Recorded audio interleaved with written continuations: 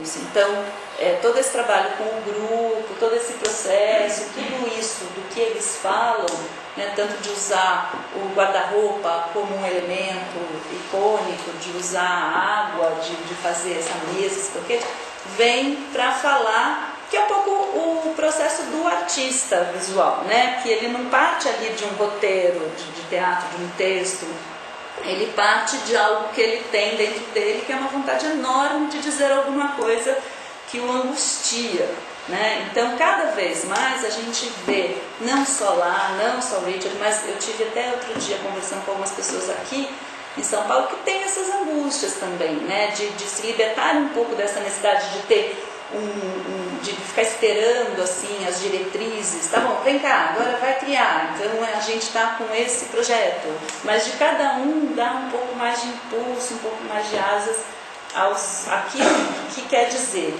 né? E acho que a gente tem como formação, vim lembrando disso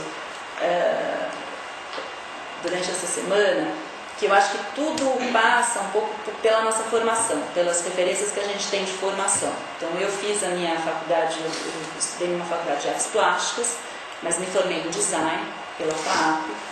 E lá, como toda universidade, assim, eu acho que tem uma coisa de sistematizar e essa questão dos conceitos que te passam, né? Então tem, esse conceito, aquele conceito, história da arte, pelo menos na minha época, era passada assim, você estudava todos os estilos, né?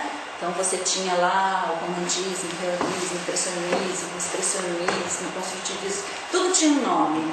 E eu tive uma sorte de ter, nos primeiros anos da minha escola, um professor que era o Dushnis, o Robert Dushnis, marido da Maria Dushnis, que na época a Maria já fazia vários trabalhos ligados à performance, à dança, né, explorando movimentos do corpo, no espaço e tal.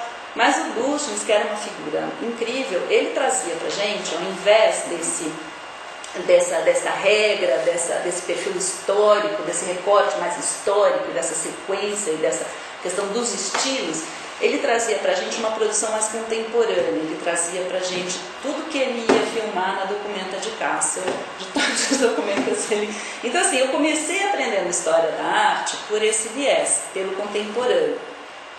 Alguns anos depois eu tive aula com uma outra professora que voltou no tempo e começou a ensinar para a gente os estilos. Claro que enquanto a gente estudava contemporâneo, para você entender tudo aquilo, e daí dependia de uma questão muito pessoal, era você ir buscar nos livros, os milhares de livros que existiam. A gente não tinha tanto acesso, mas nas bibliotecas da faculdade era mais fácil, não era como hoje que você puxa pela internet, você tem lá uma definição. Dava um pouco mais de trabalho. E aí você tinha que ler o espanhol, o francês, o inglês, porque mal tinham publicações em português. Mas você ia lá e você pesquisava um pouco. Então tem esse movimento, mas você não ficava tão retido naquela construção de pensamento que te dizia que cada gaveta contém uma única coisa, né? E até porque você começava a ver que os artistas tinham fases, tinham sequências, eles modificavam seu olhar ao longo desse tempo. E eu tenho muito isso, eu tenho uma boa lembrança disso, porque eu acho que isso norteia muito essa formação primeira que a gente tem dentro das universidades, como você prossegue com o seu modo de trabalho, de pesquisa. Ele te ajuda muito a entender o que te interessa de verdade, né? Ou seja, se você vai entender tudo de uma forma fechada e compartimentada, ou se você vai entender essas possibilidades de permear as coisas. Então eu vejo hoje que tem, apesar da gente estar aqui vendo isso e falando, puxa, que legal, a gente entende isso, tem gente que ainda coloca assim, a performance como uma coisa super nociva, né? Aquela imagem da performance, enfim, que tem um caráter assim, pejorativo, né, no sentido de que você coloca o teatro para cá e a performance para lá, né, que é uma grande bobagem. Eu acho que é interessante entender historicamente todos esses movimentos. E tem aí uma série de, acho que aqui mesmo, na USP deve ter na época várias publicações que são cada vez mais presentes, que vão resgatar essa questão da performance, vão documentar essa performance, principalmente dos anos 1960 para cá. Né? E aí você começa a lidar até com conceitos que dizem, bom, então a performance ela é uma reunião de tudo isso, né? Ela vai reunir a teatralidade, ela vai reunir o a forma, ela vai reunir o espaço.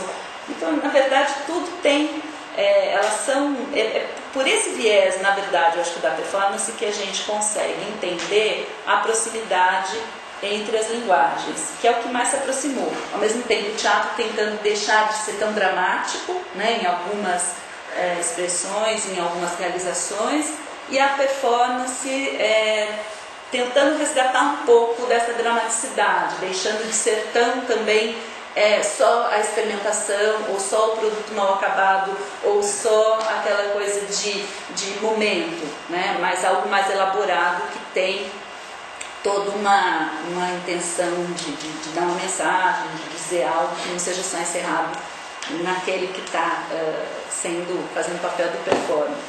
E aí tem, nesse caminho, no café, que é essa produção do Elliot Sica, que faz esse caminho um pouquinho ao contrário já. Opa, aí ele não aumenta mais, porque o meu está no... Ah, mas aqui tá bom. É que a minha tela, a minha tela é pequena, a minha tela é wide e fica sem ser cortar. Então a gente tem, por exemplo, pensando num caminho inverso, pensando como é que um pintor, né, um artista plástico foi começar a se preocupar em explorar o espaço, que é um pouco o caminho inverso daquele pessoal que é do teatro e foi tentar trabalhar o objeto, a estrutura, a instalação. Então, a Elliot Sica, aí ele tem essa... Foi na tela inteira. Desculpa. Então, eu só fiz algumas anotações para a gente lembrar, quem sabe, quem não sabe, esse caráter do experimental. Ele tinha muito isso, né? Ele tinha muito essa vontade de experimentar coisas. E ele tinha também essa angústia por fazer com que o público participasse daquele experimento que ele fazia. Então, mesmo nas pinturas, mesmo nas primeiras obras que ele fazia, ele sempre tinha um conceito, uma justificativa, uma história, um texto, sempre tinha algo que fosse só mais provocador e que não fosse simplesmente uma imagem, uma pintura. Porque, acima de tudo, ele é um estudioso da arte, né? Um teórico. Exatamente, ele tinha essa... querer explicar, procurar. E ele era muito focado também na matéria, né? No estudo da matéria, da cor. Então ele trazia muito essas discussões e esse pensamento que ele tinha sobre como materializar a cor, né? Como dar forma à matéria, como fazer com que essa materialização seja também compreendida e assimilada pelo público para que ele também possa participar disso e de como fazer com que ele participe. Então, tem alguns críticos separam essa produção dele em duas épocas, mas em duas produções, que a primeira é a mais visual, que é até meados de 60, e a segunda que era mais sensorial, que é quando ele consegue começar a fazer com que o público interaja mais com as obras dele. Então, a primeira parte iria até a criação dos bólides, que são os objetos de conter, né, aquele contido e conteúdo, e a outra que já pega dessa série e vai até os espaços permeáveis, os núcleos, por aí vai. Então essa obra que está aqui, que são os relevos espaciais, é quando ele começa a sair do papel e com as formas e cores que ele ia criando, ele começou a tridimensionalizar isso, começou a ocupar o espaço tridimensional. Eu vou fazer um resumo, assim, porque eu acho que tem muita coisa dele, quem tiver interesse também me escreve, a gente vai mandando. Então, ele tem essa série do meta-esquemas, que também ela já é uma busca por uma organização dessa visão do espaço dele, que vai gerar aquela outra obra anterior, as formas em relevo, e ele tem essa ansiedade de trabalhar espaço e cor. Então, ele, a partir do trabalho que ele já fazia de forma e cor, ele começa a querer trabalhar espaço e cor. São mais de 350 estudos e aqui a gente já começa a ver quase registros. Se a gente pegar esses desenhos dele, pegar alguns desenhos do Ralph Coltai, por exemplo, você vê que tem uma formação, uma visão de espaço muito parecidas, assim. Então a gente poderia até fazer alguns comparativos, mas isso ia levar bem mais tempo.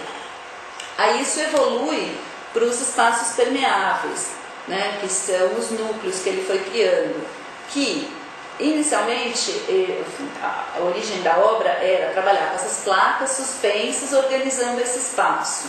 Só que essa obra, ela já foi exposta em alguns lugares recentemente. Dependendo de onde ela é exposta, é interessante você observar que, às vezes, ela se comporta como uma obra, simplesmente, que você vê à distância. Tudo depende de como você coloca ela no espaço. E, por vezes, você pode tê-la como um espaço penetrável, um espaço que você pode adentrar e se ver no meio de um... Pode ser... Por exemplo, esse é um caso em que ela está suspensa e que você vai vê-la como uma obra à distância. E esse anterior é um espaço que você pode penetrar e perpassar.